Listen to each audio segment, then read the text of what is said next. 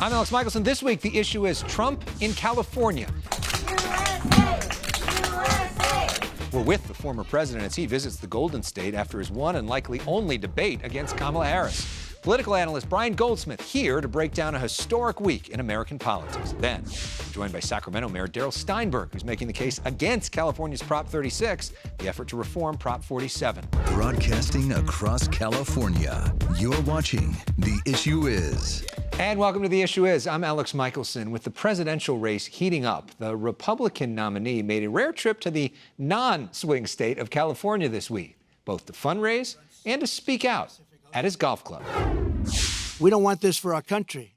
Republican presidential nominee Donald Trump visits California to argue against the Democratic nominee and California native Kamala Harris. We cannot allow Comrade Kamala Harris and the communist left to do to America what they did to California. The state of California is a mess. Trump in town for high-priced fundraisers in both Southern and Northern California. I love this place. Look at this. I own this. He stops at Trump National Golf Club in Rancho Palos Verdes, nestled along the Pacific Ocean. USA! Outside, supporters in this largely conservative community, an outlier in mostly progressive L.A. County. We're supporting Trump. He had a press conference and supporting him. If you're president, what's the biggest policy difference for the people of California? And what would the nature of your relationship be with the leaders of California who you're calling scum? Well, I would have a great relationship with them. And what you have to do is start all over again. You cannot have these policies of high taxation. You can't have these policies of politics where you go after your politicians. You have to have an honest voting system because, you don't have an honest voting system. Trump slamming what he sees as a lack of outreach to Elon Musk's companies by California leaders. Nobody even calls him to try and get him to stay. I would have been on him.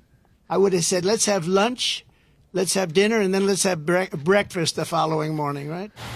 Trump says California should circumvent environmental laws to send more water from Northern California to Southern California. And he would pressure Governor Newsom to do that. Gavin Newsom is going to sign those papers. And if he doesn't sign those papers, we won't give him money to put out all his fires. And if we don't give him the money to put out his fires, he's got problems. He's a lousy governor. Vote for me, California. I'm going to give you safety. I'm going to give you a great border. And I'm going to give you more water than almost anybody has. Trump asked to weigh in on California's U.S. Senate race between Republican Steve Garvey and Democrat Adam Schiff, one of Trump's least favorite people. He has betrayed our national security, and he will do so again. Crooked Adam Schiff. He's one of the most disgusting human beings. And to think he's going to be a senator, that's why you need me as president, because this guy is a sleazebag. I voted for him twice. Garvey told us earlier this year he voted for Trump. But Trump says Garvey has never reached out to him. Steve Garvey's a nice guy. I don't know him at all. But if he doesn't reach out to MAGA, he is absolutely not. I don't care what she is. I don't care. Trump says he is done debating Kamala Harris after this week's showdown on ABC News. We're going to continue here. Trump saying moderator David Muir was unfair in fact-checking him and not her. I was fighting the crazy left radical lunatics at ABC. I lost a lot of respect for David Muir, a guy who has good hair, but not as good as it was 5 years ago, to be honest. In Springfield, they're eating the dogs. During that debate, Trump highlighting Springfield, Ohio, which has seen thousands of migrants from Haiti. And we're going to have the largest deportation in the history of our country, and we're going to start with Springfield. Trump owns this property here in Rancho Palos Verdes, just down the road from a neighborhood dealing with severe landslides. Hundreds of homes losing their power and gas due to those landslides. RPV's mayor, John Cruikshank, meeting with Trump after getting a state of emergency approved by Governor Gavin Newsom. The problem is bigger than the city of Rancho Palos Verdes, and so it's important that we get the attention and the help of the people of California and of the federal government. Trump praising Cruikshank's leadership. He's really something very special. What would you do specifically for the people that live here? We're going to make it great, including lowering taxes. Mr. President. Including lowering Mr. taxes. President. Up next, analysis on a crazy and historic week in California politics with Brian Goldsmith. I believe we owe it to the voters to have another another debate. That is Vice President Kamala Harris in North Carolina this week asking for another debate. Former President Trump says no, at least right now. Let's talk more about a historic week in politics with one of our smartest friends. Brian Goldsmith is a political strategist and analyst. Brian, welcome back to The Issue Is. Good to see you. Great to be here. So we know that you advise a lot of Democrats, and we've talked to you in that capacity. We hope you can do more of the nonpartisan analysis today, which you also do well, and just sort of look big picture on where things are at. We've had a few days to process this debate, one of the highest rated, most important debates in modern American history. How are you processing it? It was a big win for her, and I say that pretty objectively. I didn't expect her to do as well as she did. I didn't expect Donald Trump to do as badly as he did. And I think this is a relatively inelastic electorate, so you're not going to see a ton of movement like in the old days when a debate would move 8 or 10 points. But in the context of our tribal, closely divided America, 2 or 3 points is a big deal, and I think she could get that. Why do you think she wants to do another debate? Because she had a good one, because Trump had a bad one, because I think she has confidence now and feels good about the experience and thinks she can repeat it. I don't understand why Trump doesn't want another debate, because if he had just stuck to what his advisors wanted him to do, which is talking about the economy, the border, inflation, you know, this all sounds great, but why didn't you get it done over the last 3.5 years? We would be in a far different place today. Instead, it's kind of raining cats and dogs for Kamala Harris. Yeah, I mean, he made that point in his closing argument after we had watched all this for more than an hour and a half. And that's the point that they wanted him to make in his opening argument and make it over and over again. He kept getting distracted by her insults of all the things that frustrate him, and he never got back on track. Well, what she did so brilliantly, and she had a plan for this, was to include in every answer a little Freudian bit of bait that they thought he would want to swallow whole, on the size of his crowds, on his father and his inheritance, on all sorts of stuff that they knew that he would lunge at. And indeed he did. And he probably had some other voices in his ear, like his new pal Laura Loomer, giving him all sorts of kind of fake news and bad information that reinforces his worldview. So he didn't do the work. He didn't prepare. He did get distracted. And as a result, the debate was a disaster. And Laura Loomer is a conservative conspiracy theorist that Marjorie Taylor Greene says has too many conspiracy theories. She traveled with Trump this week on the plane and is clearly somebody who he is listening to at this point. Critics of Harris would say that she did a good job of prosecuting the case against Trump, but not necessarily making the affirmative case for her, introducing herself, laying out detailed policy examples, answering some of the questions directly. Do you think she still has some work to do on that? You always have some additional work to do. I mean, the sort of occupational hazard of Democratic politics is focusing on the negative and not the positive. And I think in this case, she did a really good job. She did talk about middle-class economics a lot. Could she improve? Yes. I think she could have a more coherent story about what her presidency would mean to the middle class, knitting these policy ideas together into something coherent. I think she could bring more of her biography to this case. I think she needed stronger rebuttals to the points that he's making on inflation and the border. But overall, it was a very calm, confident, collected performance. And we know a lot of conservatives are very frustrated with the way that ABC News handled the debate, pushing him, not pushing her as much. Well, kind of remarkable, the Trump defenders weren't even claiming that he won the debate. Instead, they went on the attack against the moderators. Fairly or unfairly, you know that's a sign that they lost the debate. So if there isn't a debate, we kind of have had the biggest moment now in this race. Kamala Harris says she's the underdog still. Do you buy that? Is Kamala Harris still the underdog in this race? Well, according to the polling before the debate, she was, because it essentially showed a popular vote tie. And that's not good enough for her to get 270. She's got to win the popular vote by 3 or 4, because remember, the key battleground state are about 2 or 3 points more Republican than the country. It's sort of the opposite of what Obama faced in 2012. So she has to move ahead. Trump has to fall back a little bit. This debate may have done that, but we're not really going to know until we see the polling middle of next week. So you would say right now the race still tied or maybe advantaged Trump? Right now, I think the race is tied. Yeah. So another big thing coming up is the VP debate. Historically, these have not mattered all that much. With it being so close, could it matter this time? Well, I think everything sort of matters this time. I mean, the old cliche is nobody votes for vice president. But sometimes people vote against a vice president, as they did with Sarah Palin. So J.D. Vance is the rare VP choice, thanks to the brilliant advice of Donald Trump's sons and Tucker Carlson, quite a brain trust there, that actually has broken through, even to sort of low information, undecided voters.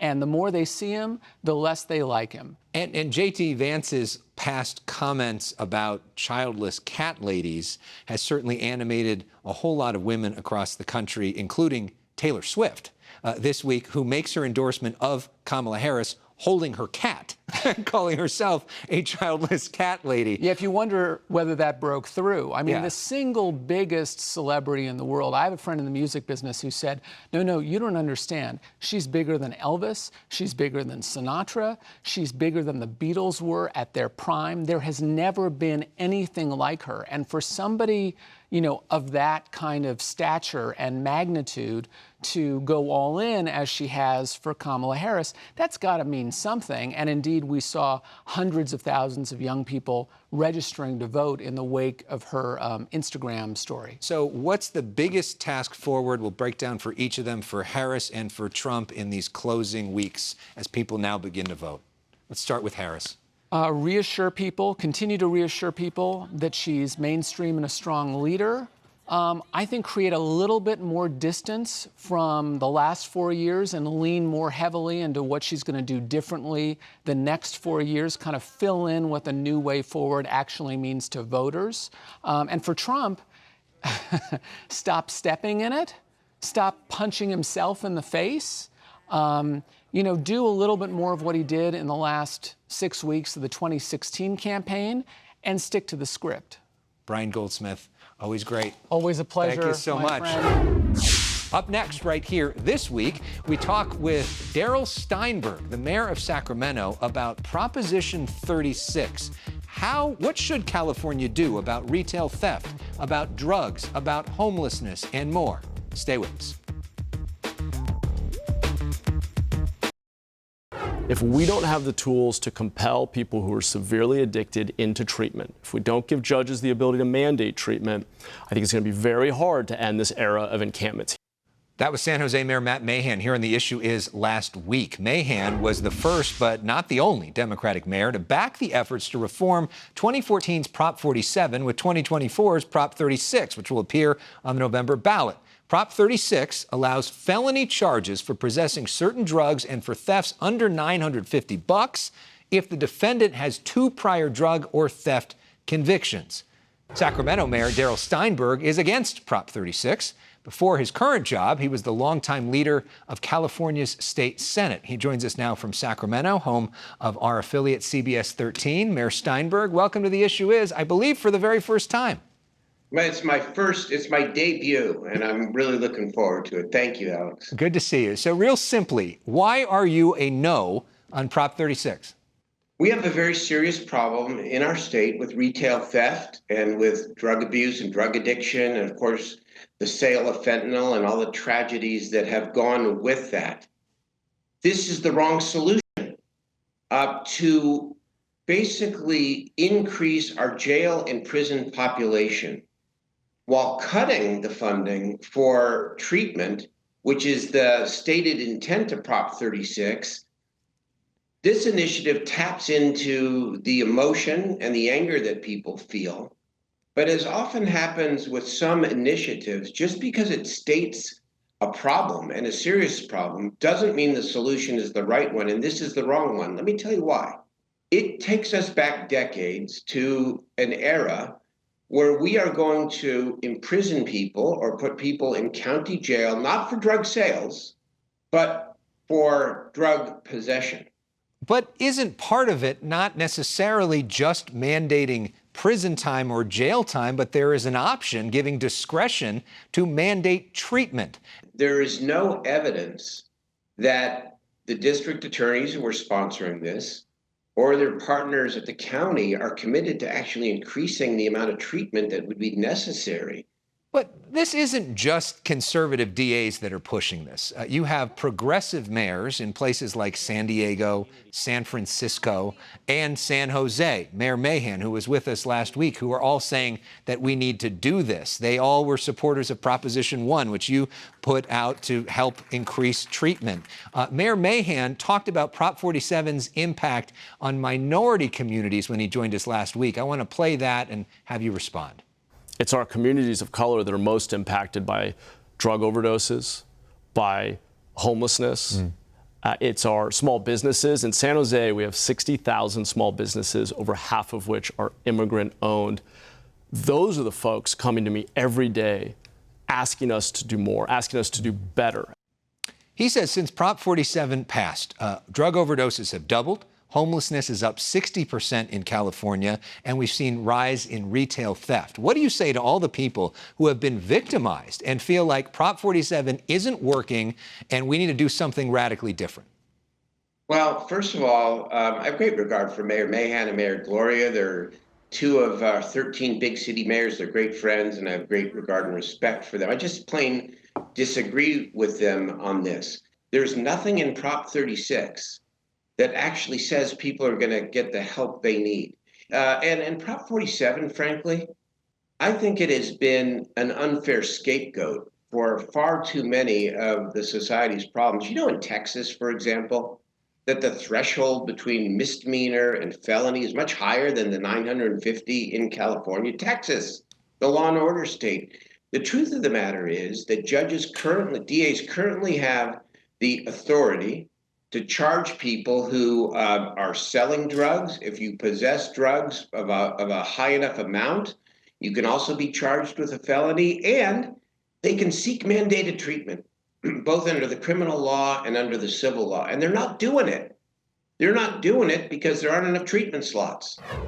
As you wrap up your time as the mayor of Sacramento and your time before that as the leader of the state Senate, you have worked with a lot of the most high-profile people in the history of California politics. So for our name game, the one word or a short phrase for each of these figures that you learned about leadership. The most important thing you learned from some of these most famous politicians. So here we go. First thing that comes to mind when I ask you about Governor Jerry Brown. Competent, capable, and visionary, and helped the state out of the worst budget crisis in modern history. Arnold Schwarzenegger. Loved working with Governor Schwarzenegger, loved California, loves democracy, and is not afraid to have a fight even with his own party. Gavin Newsom. Visionary, has chosen to take on some of the most unpopular and hard issues of our time, namely mental health and homelessness, and has done so fearlessly and delivered big results and a lot of resources for cities and counties. Karen Bass, who was the leader of the Assembly when you led the Senate. Through the historic budget crisis of 2009, one of my favorite people in politics and in life.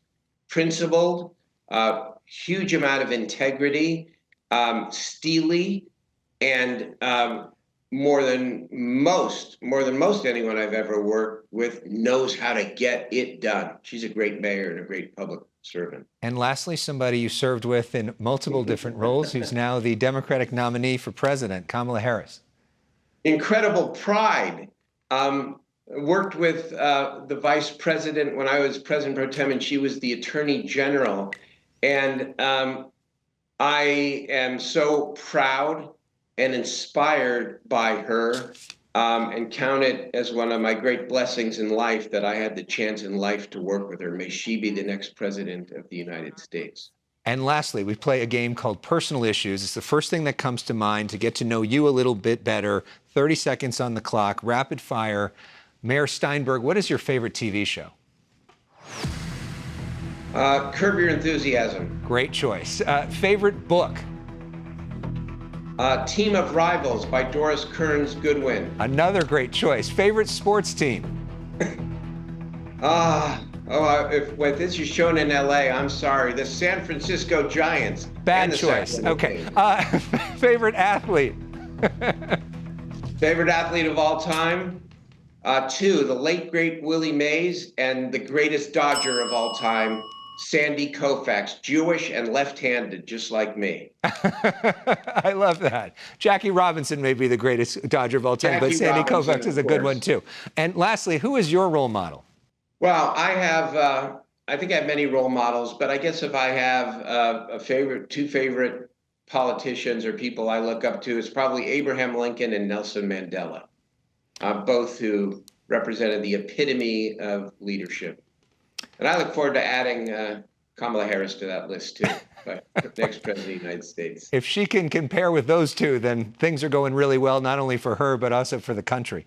Mayor Steinberg, thank you so much. Really appreciate the time. Hope to have you here in studio sometime soon. Love to come. Thank you so much. Enjoyed it.